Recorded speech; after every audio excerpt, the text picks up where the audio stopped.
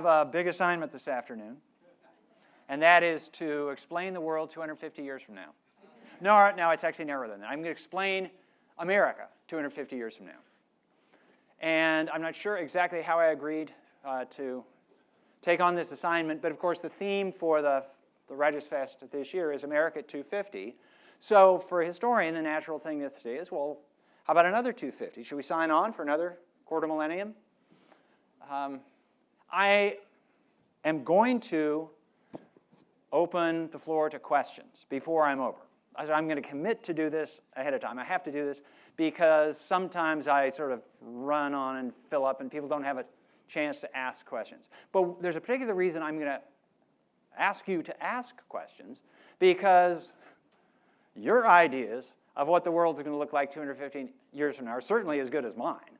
I have no particular qualifications for this, except that I have been thinking about America in broad, sort of long-range terms for a long time. I teach American history at the University of Texas. I've been teaching American history since the late 1970s. So I've been thinking about this stuff, and as some of you in the room can share, when you've lived a lot of this, you do tend to think about this stuff. And I have been trying to explain America and American history to students, high school students first, now college students.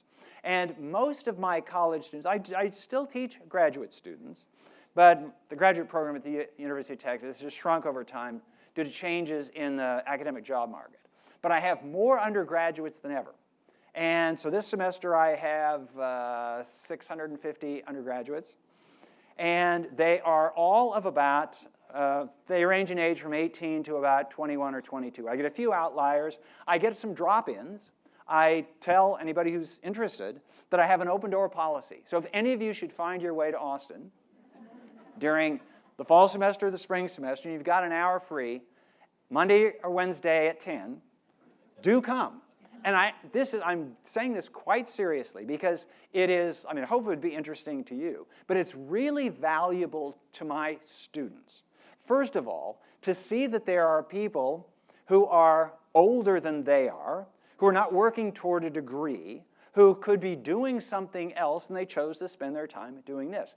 Also, actually, I have to offer a bit of a warning, though, because if you do come to my class, expect to be called on.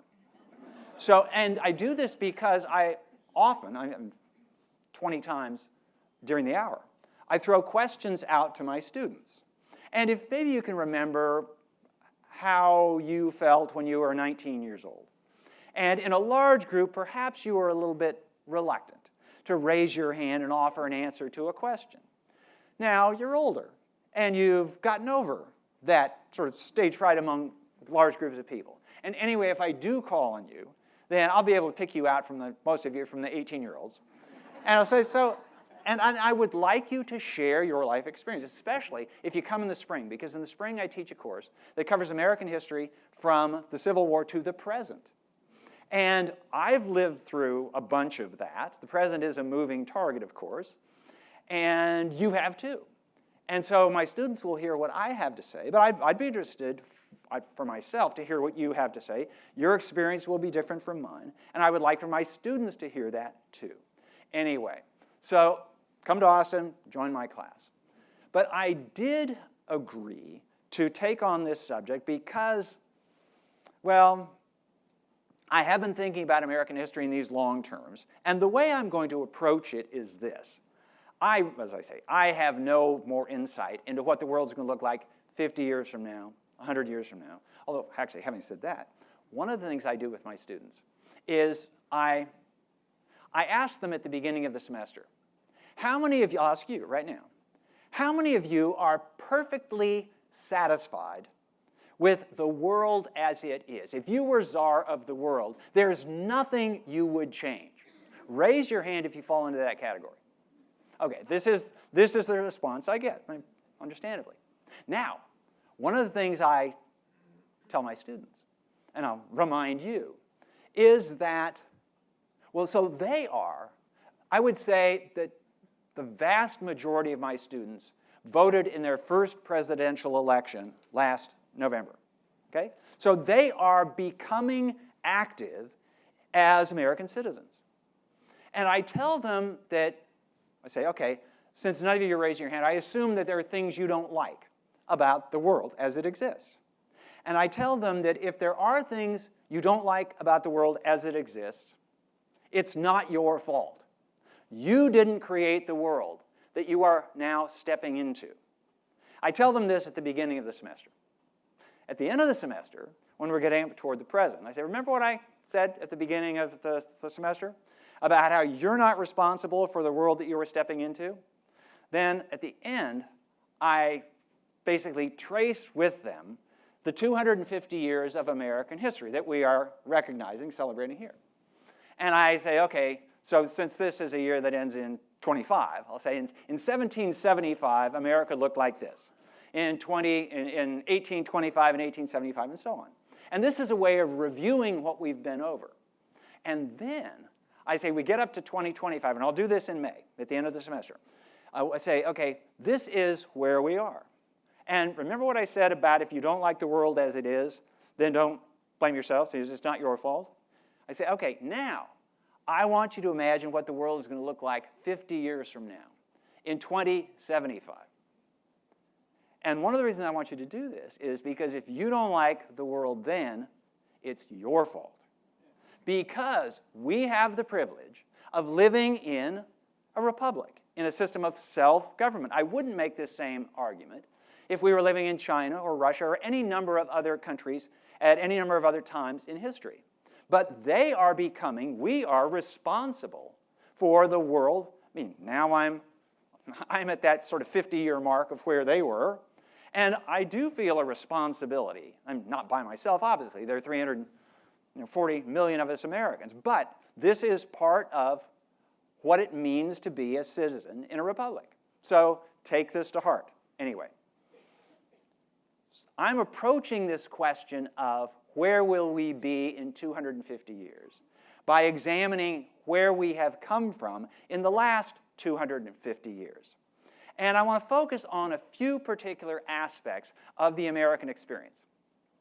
The first thing I want to point out is that in 1770, well, I'll say 1776, at independence, the population of the United States was roughly 2.5 million people.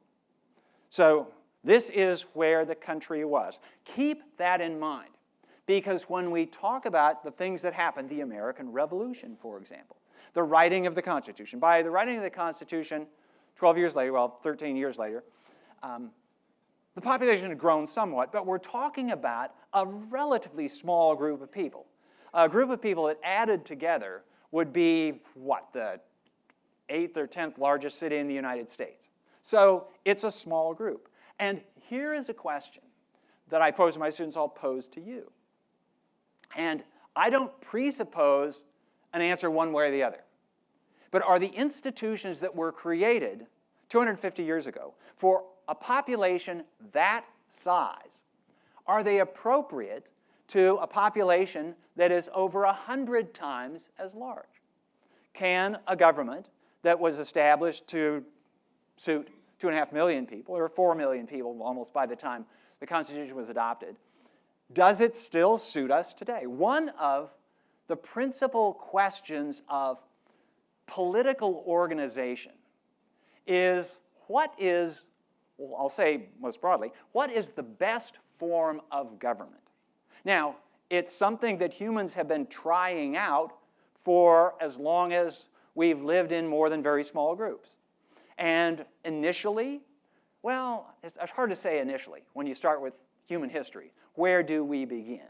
But before there were governments at all, people lived in small bands, and most of the decisions were made sort of by consensus. We talk it out, and let's do it this way. Governments get bigger, and then they develop hierarchies. Then for a long period of time, the optimal form of government appeared to be a very top-down form of government, monarchies, empires, and the like. And then starting in, well, there were exceptions to this. So Greece had democracy, sort of. There was a Roman Republic, but that gave rise, which was kind of bottom-up, except the bottom really wasn't involved, but sort of the middling people They chose their leaders, but then that gave way to the Roman Empire. And so the republic segued into an empire, which was very top-down, with emperors. Okay? Keep this in mind, because one of the questions that I would pose to you, again, I'm going to pose more questions and try to give answers, but a fundamental question is the United States of America, I guess, first of all, will the United States of America still exist 250 years from now? The United States of America, well, didn't exist 251 years ago. It was created at a moment in time. Will it go on forever? I will point out that in American history, there were many moments, especially in the first century, where people thought it's not going to go on forever. And there were moments, well, in fact, between 1861 and 1865, during the Civil War, the country wasn't just the United States of America. It was two countries fighting a war with each other. And it could have turned out differently, so that there could have been two United States, or a United States and a Confederate States of America. Now, things happen in a certain way to pull the country back together. Will the country remain one? That connects to a second question. So I've talked about population. Oh, and before I finish this, so what is the best form of government, but also what's the optimal size of government? This relates to that earlier question. And there have been moments in history where it seemed that the smart move was to make governments bigger. So during the 19th century, especially in Europe, but in Latin America as well, it was an age of nationalism, where Germany, for example, Germany did not exist as a single country until 1870. But there was this movement for German unification that took place over the course of the 19th century, because it seemed that in an industrial age, when the scale of enterprise, of business enterprise, was getting bigger, then governments needed to get bigger as well, so that they could offset the power of the private sector. And sort of more on this, too. But it was also an age, of unabashed and unapologetic imperialism, where there were people who were quite willing to say that our way of doing things is better than your way of doing things, and because we've got the power, we are going to make you do it our way. Now, we live at a time when that has become passé. After World War II, there was proposed and generally adopted something called the Universal Declaration of Human Rights. Human rights. What in the world are human rights? Human rights, if you had said to somebody in 1776, well, 1776, that's the year of the Declaration of Independence. Yes, the idea of human rights is just coming into view. When Thomas Jefferson says, all men are created equal, we have these inalienable rights of life, liberty, and the pursuit of happiness. Who is he talking about? Who is he talking to? This is a question. But in most of the world, if you had said, let's take it back just a few years before that, 1750. If you had said that every human on earth has rights simply by being human, you would have been laughed out of the room. People had rights because they were members of a religious denomination, okay? They had rights maybe because you were a citizen of a particular city. Maybe you were of a particular race or ethnic group. But humans having rights, the concept simply didn't exist. And it certainly was not universally or even widely held. Now, hold that thought for a minute, because I'm going to ask you, is the concept of human rights universally held today? And there, certainly in any country that has a dictatorship or one-party form of government, the right to freedom of speech, for example. No, you don't have that. In much of the world, you don't have the right to freedom of religion. The freedoms that we have come to take for granted in the United States, they're really a minority position in the world. And they always have been. Now, in terms of how are things going to go in the future, I guess I'm going to stop there, because I'm going to talk about a particular form of government. But before I get there, so the population grew in size. Another remarkable thing about the United States, the difference between the United States in 1776 and the United States today, is it grew tremendously in geographic size. In 1776, this country was this, well, it was a conglomeration, an agglomeration of 13 independent states. Keep this in mind, because the United States of America in 1776, that's what the Declaration of Independence creates. These were independent states. And the term state is used in the Declaration and in the title of the country that we live in. In the political science sense, at least it was originally, used in the political science sense of a state, which is a sovereign political entity. And nobody can legitimately tell that country what to do, except the people who live in that country. And so North Carolina was as independent of Virginia, and Virginia of Massachusetts, as France and Germany are of today, or independent of each other today. And just as a bit of historical trivia, do you know what the chief executive, that is the top officer, of the states were called between 1776 and 1789, when the Constitution we live under now were adopted? We would today call them governors. You know, the chief executive of a state is the governor. Do you know what they were called in several of the states then? They were called presidents, yes, because they were the chief presiding officer. And that is a reminder of how independent they were one of the other. Hold this thought in mind, because I'm going to come back to this as to the development of our political system. But if you had looked at a map of the United States in 1776, you would have seen this strip of land along the Atlantic seaboard from, well, Maine was a part of Massachusetts at the time, so from Massachusetts down to Georgia. And that was it. And the rest of North America, it was inhabited by various Native American tribes. It was claimed by various European countries. And the United States had no sovereignty, no legitimate claim over it, and no pretensions to it. Jump to today, and of course the United States is what it looks like. So, one question will be, will the United States continue to grow? Well, I don't know, because there was this growth spurt from 1776, the moment we begin, to 1867.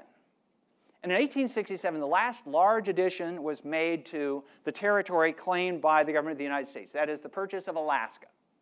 Hawaii came in 1898.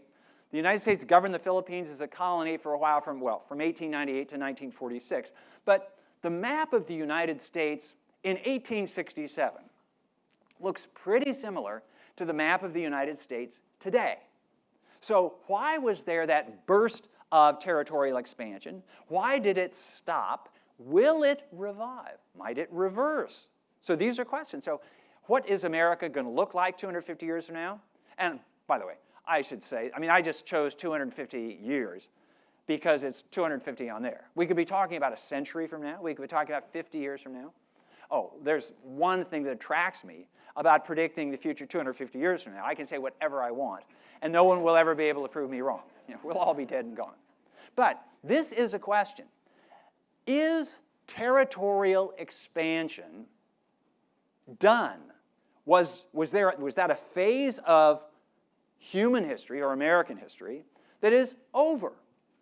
Well, until about 2 years ago, now actually until about 3 years ago, I would have said, yeah, that's pretty much over. And I'll tell you why. By the way, you have to beware of historians, because we don't know the future any better than anybody else. But once the future actually takes place, then we will proceed to tell you why the way it turned out was inevitable. So I've got this great explanation as to why territorial expansion stopped.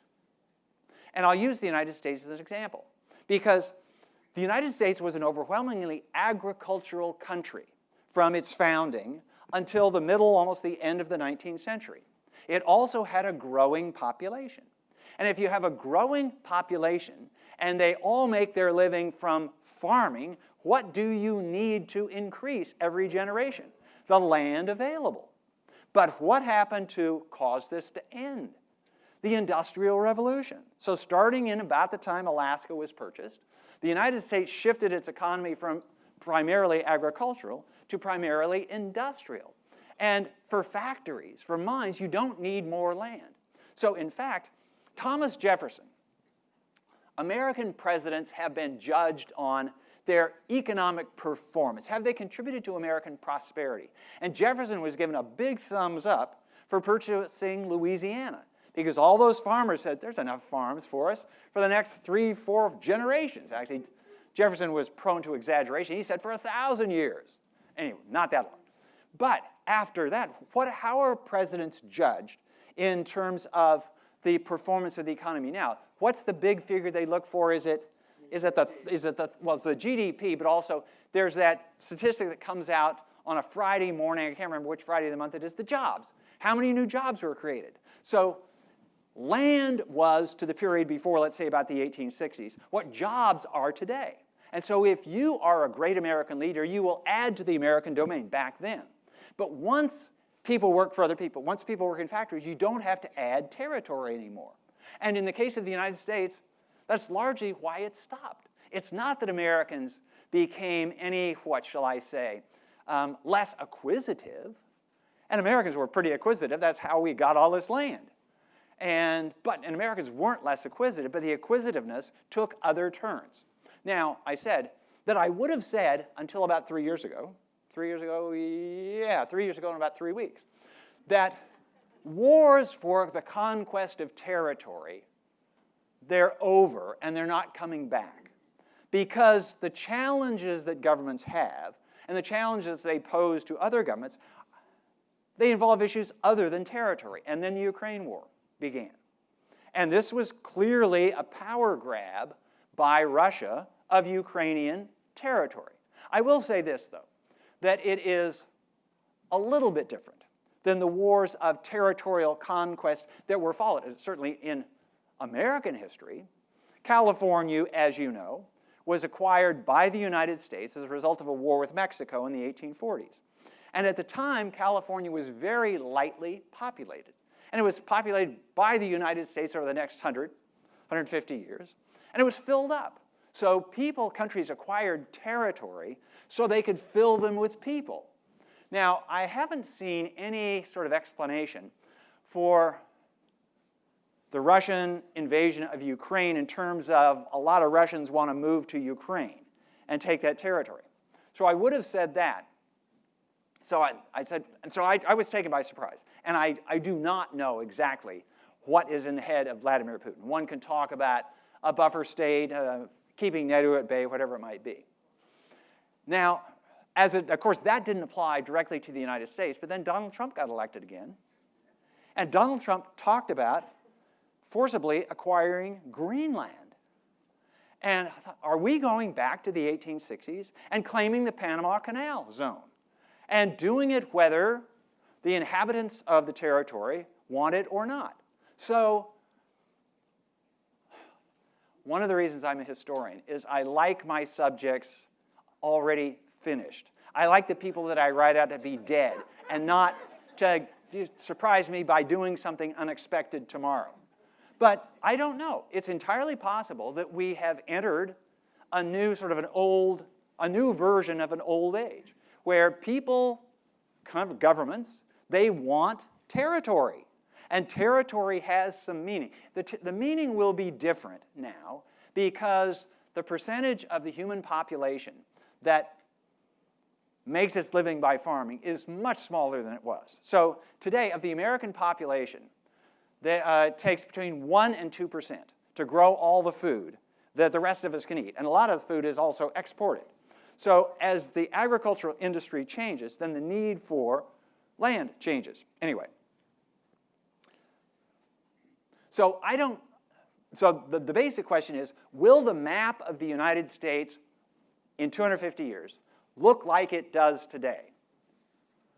I'm going to ask you. What do you think? How many of you think that the map of the United States in 250 years will look pretty much like it does today?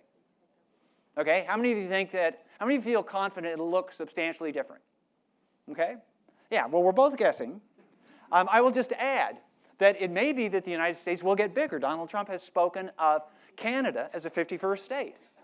There are actually 10 provinces of Canada, not just one, but nonetheless, it would double the size of the United States. And that would be a big deal. That would be a big change should it come about. It's at least equally likely that the United States actually might get smaller. As you know, the Soviet Union used to exist, and it was the largest country in the world, largest single country in the world by geography, but it broke into pieces, 15 different pieces in the early 1990s. And of course, one of the interpretations of Vladimir Putin's invasion of Ukraine is trying to put this back together, or at least parts of it back together. Now, there's another question related to this business of how much territory does a country need? And it has to do with how many people live in a country. We are on the brink as a species, the human species, of changing the history that we have created, kind of literally, no, the history that we have procreated over the last 10,000 years. And that is, there are, as you know, there are many countries on Earth today where the populations are growing smaller. In recorded history, and for the last 20,000 years, populations did not grow smaller. For a long period of time, they didn't grow larger very quickly, but they grew. And then they started growing really quickly in the modern era. And so as recently as the end of the last century, people talked about a population bomb and how we were going to eat ourselves out of house and home and planet Earth because there would be so many of us. But then this strange thing began to kick in. For the first time in the 1960s, sex was essentially divorced from procreation. Until that time, if you wanted to have sex, and most people do, the side effect was children. But when it came to the purpose, and we humans evolved to want to have sex. Humans didn't evolve really to want to have kids. That was what happened when you had sex. But when humans discovered that they could choose, do you want sex with kids or sex without kids? A lot of people decided, let's have sex without kids. And as a species, we haven't figured out what this means, but it might very well mean that populations will get smaller. In fact, if present trends continue, and this is a mind-boggling thing. The population of China, it decreased last year for the first time in recorded history. But if the Chinese reproduction rate continues at its present rate, the population of China 80 years from now will be half what it is. And you're familiar with exponential growth and how when things get bigger, they get bigger faster. That's what exponential growth is. It also works in reverse. So when things start getting smaller, then the smaller base gets smaller and smaller. So it's not out of the question, I'm not predicting this, but it's not out of the question that the human race could be nearly extinct, voluntarily extinct 250 years from now. Because if these negative growth rates persist, the population will plummet and plummet. Now, things will change, but this is something to keep in mind. Okay, this is a possibility. Okay, there are two particular aspects of American history that I want to focus on because these are more tractable. Some of the stuff I've been talking about is really big stuff. And that is the two characteristics that make the United States what it is. If I were to ask you, how would you characterize the political system of the United States? You might say the United States is a republic. You might say that the United States is a democracy. You might say that the United States is a self-governing political system. All those, in modern context, being roughly the same thing. People get to choose their government. Okay? I will tell you that in 1776, the United States was born as a republic. And a republic is one, it comes from the Latin res publica, two terms meaning the things of the people, the affairs of the people. And the people are the source of political power. The United States evolved into a democracy, which is a particular form of a republic, in which ordinary people actually get to exercise political power. They actually get to vote and choose their leaders. This evolution took the first 50 years of American history. But by about the 1820s, when Andrew Jackson was elected in 1828, this was a landmark victory for the idea that ordinary people can choose their leaders, and they can choose ordinary people as their leaders. They chose Andrew Jackson. So America evolved into a democracy. We are a democracy still. Will we be a democracy forever? This is a question. And this is where I'm thinking in terms of this 250-year horizon. There are plenty of people who say, forget 250 years. If we can get through the next 5 years, we'll be fortunate. If we can get through the next 5 years as a democracy. I will just say this. The reason we have a democracy is that most Americans, until now, have chosen democracy. And democracy is basically the idea that you get to vote, you get to vote, you get to, by the way, the you and you that I point to, that number has grown. And so you didn't get to vote 150 years ago, but you did. And if anybody's under 21, you didn't get to vote until the 1970s, but now you do, and so on. But the fundamental principle was we cast the votes, we count the votes, and we agree to abide by the result of the election. And this is the way we resolve our political differences. It's a self-denying sort of proposition because, well, gosh, I think my side ought to have won. But we made this, it's like playing a game, a football game, a baseball game. You hear these rules, and we play by the rules. And if you lose the game, you don't say, okay, we're going to change the rules so we won the game. No, you go and practice harder to win the next game. So Americans have valued that until fairly recently. And, well, I say until fairly recently because Donald Trump still refuses to acknowledge the outcome of the 2020 election. And it was one thing for him to say, I didn't lose, I didn't lose. And it was another thing for the Republican Party to say, and we will nominate him again. But it's the biggest thing that the American voters said, and we will elect him president.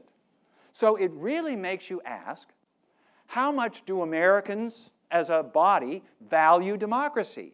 The idea that the process of choosing our leaders is more important than the short-term gratification of our political goals. This is a question. Americans for the last 200 years have pretty much been programmed to think that democracy is the end toward which political evolution is aiming, and all the world will become democratic someday. Well, there's no guarantee that this is going to be the case. So keep that in mind. The second institution, so there are two institutions and the associated sets of values that characterize the United States. One is democracy. This is the way we organize ourselves politically. The second is the way we organize ourselves economically. And the economic system that we employ is capitalism. So it's private property and free markets, and people get to set prices, and you're free to choose what you want to do and the work you want to do and all this stuff. The United States economy was not born capitalist. The United States economy in 1776 was largely agrarian, and there was some commercial agriculture in there, but it was, in large degree, a subsistence economy with a large element of feudalism in those parts of the country that still practiced slavery. By the way, and in 1776, slavery was legal in every state. The northern states got rid of slavery fairly quickly because slavery was not important to their mode of agriculture. It held on in the South for longer. But capitalism really emerged in the United States in the 19th century. In fact, about the time that I mentioned that the territorial expansion stopped, Alaska was purchased, and then industrial capitalism came into the fore. And we have embraced capitalism. The United States is just about the most capitalist country in the world. There is no such thing as a perfectly capitalist country where everything takes place in the private sector. Everything is done by market exchange. But the United States, as countries go, is just about the most capitalist. I don't know, Singapore might give us a run for the money or something like that. But of large countries, the United States is the one. So the question that one would ask is, will the United States remain a capitalist country in the future? Is there a theme of history? Is there a direction of history that points in the direction of capitalism? And does it never U-turn? Because we thought that the world was getting more democratic, and it was. There were essentially 0 democracies in the world in 1800. In 1900, there were about 10, depending on how you counted them. By 2000, there were about 150. And boy, you count those up, and it's going to be democracies everywhere pretty soon. But democracy has sort of receded. And non-democracies have gained ambition, have gained authority, have gained weight in world affairs. So there's no guarantee that the world is going to continue to become more democratic. Will the world become more capitalist? I don't know about that. I said that no country is entirely capitalist. How capitalist do you think the United States is? How would you measure how capitalist a country is? Well, one of the ways, a simple way to do it, and you can decide whether this is perfectly valid or not, one way to do it is to consider how much of the GDP, of the total economic production, occurs in the private sector and how much in the public sector. Do you know how these balance out in the United States today? Oh, I should add, the part in the private sector I will call the capitalist part of our economy. The part that's in the public sector I will be, to be provocative, call the socialist sector.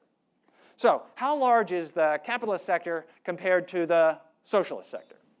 75%. Yeah, it's maybe 2 to 1, 3 to 1, something like that. So the capitalist sector is between about 25% and a third, and the socialist sector is the rest. I posed this question to my students at the University of Texas. And Texas is a pretty conservative state. And in Texas people are quite happy with capitalism. But I asked my students, so can you think of any large institutions in the state of Texas that are really in the socialist sector rather than in the capitalist sector? And I think about it for a while. And some clever student will eventually say, the University of Texas? Exactly. I said, you chose you chose the socialist sector for your education. You could have chosen the capitalist sector. You could have gone to Rice or SMU. In California, you could go to USC rather than UCLA. Anyway, so one of the questions going forward is, I should add that in the United States, it's the socialist sector that has grown over time. So 100 years ago, the socialist sector, the public sector, was much smaller than it is today. Is that a trend that is going to continue? Is that sort of inevitable? Is there kind of a sector creep involved here? And maybe if there is, maybe the United States will become half socialist at some point in the future. But is that trend irreversible? Might there be a reaction? Wait a minute. It means our taxes are too high. We become Scandinavia. We don't want that. So these are the questions that I put. And I do not have the answer to all this, but I do have time for your questions. Yes? I'll try to use my professor voice. Okay. I'm not a historian, I'm a technologist. And I taught at Georgetown, and my favorite class was how to predict the futures. I'm not going to ask you to predict the futures because you're a historian. Right. You're not a historian of technology, but if you look back over the last 250 years, which one or two technologies do you think had the biggest impact on how the U.S. has evolved? Okay, what technologies have had the biggest impact on how the United States has evolved? One is, I will say, a broad sort of penumbra of technologies, and that is, I'll start with sort of the steam engine, but the ability to unlock the energy stored in things like, well, wood and then coal and then petroleum and stuff like that. So it enormously increased the motive power available to this economy. And is not in the United States alone. The United States was not the first country to experience the Industrial Revolution. England led the way, but for the United States, this is huge. So there is that. And then I will say electricity and all the things that electricity have made possible. Starting with, for example, the telephone. I'll start with the telegraph. The telegraph made possible communication at a distance. And so until that time, if you wanted to communicate with somebody, you had to go talk to that person or send something physical to that person. You could send a letter or send a courier, but the information could not travel faster than a human could travel. But with the telegraph, for the first time, you could speak to somebody in real time far away. Now, early telegraphs actually took a while. It could take 10 minutes for a telegraphic message to get from Washington, D.C. to New York with the relays and all the other stuff. But that barrier had been broken. And that really changes the world because all of a sudden, the world is smaller in a way that it hadn't been before. Other questions? Yes? You've just written a book about Lindbergh and Roosevelt and Father Coughlin and America First and bigotry, for lack of a better term. What is the role of that bigotry in the history of the U.S. and what do you forecast going forward? Okay, so the question is, what is the role of bigotry, to use your term, in the history of the United States? I'm going to modify the question slightly and ask you as a group.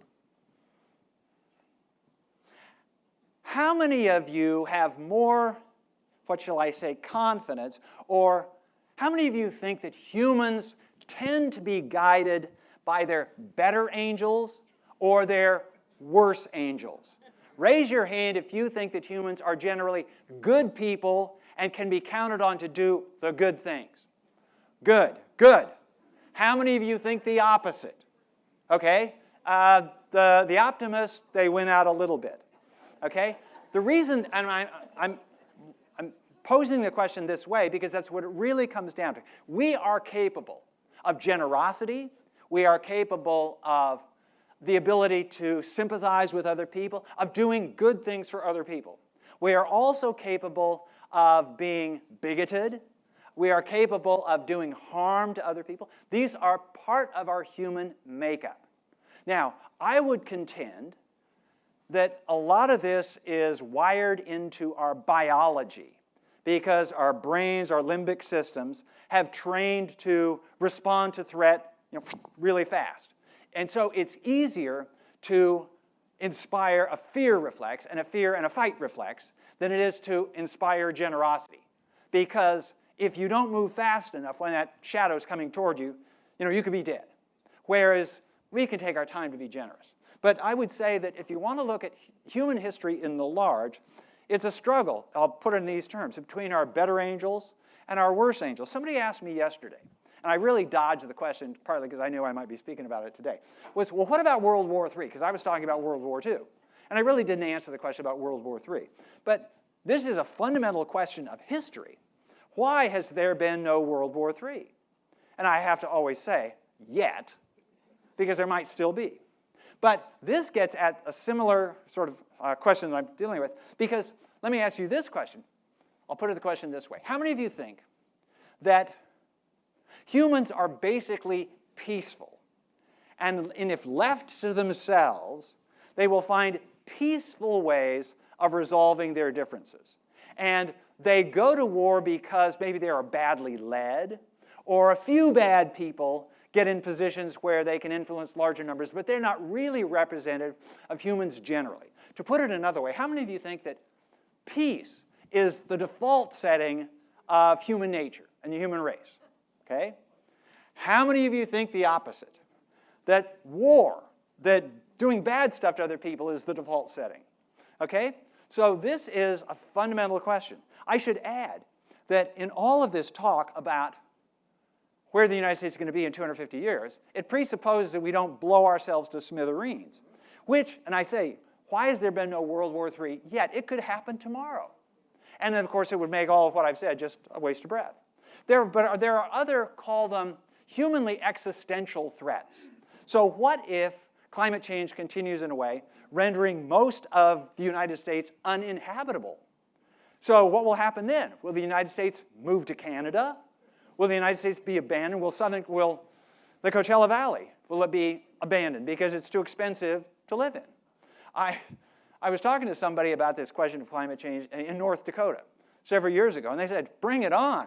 It's too cold up here. We'll be happy. But this is actually what is already happening, and I have no particular reason to think that Donald Trump is, well, first of all, he hasn't formally said that he believes in climate change, or that he is sort of thinking through what the consequence of climate change might be. But if you like the idea of the United States being agriculturally self-sufficient and producing more and enough to export, and you think that climate change is coming, well then the prairies of Canada would be really attractive, because Canadian prairies 50 years from now might have the same climate that South Dakota and Nebraska have today. So there's that possibility. But anyway, so leaving aside these big existential questions, the stuff that I've talked about maybe will come into play. We've got time for one more quick question. Yes? Bankruptcy. Bankruptcy of the United States, I presume you're talking about. Yeah, okay. So what shall I say? Fiscal egregiousness has brought down governments in the past. And it might bring down the government of the United States. But what exactly does that mean? Because will there come a time when the government of the United States, like a company that can't meet its obligations, just closes its doors and nobody goes there anymore? I mean, that's what companies do. But a nation isn't a company. And it might be that America's credit rating tanks and foreigners will not lend money to the United States, but there will still be a whole bunch of Americans here. And at worst, the United States will enter, I don't know what the public version or the national version of Chapter 11 is. They'll reorganize. And maybe some people will have to take a haircut. And if you've got Treasury bonds yourself, you get back 80 cents on the dollar rather than $1 on the dollar. So as long as the productive capacity of the country continues to exist, the country will continue to exist. That's not a reason for breaking up the country. Their expectations of government might be dramatically changed. So it may be that you've been banking on Social Security to retire in 10 years from now, and it won't be there. And so you have to work until you're 85 or until you die. So I don't think that's an existential threat to the United States, but it is really a threat to the ordinary playing out of our lives and the expectation people have. Thank you very much for being here. It's been nice to talk to you.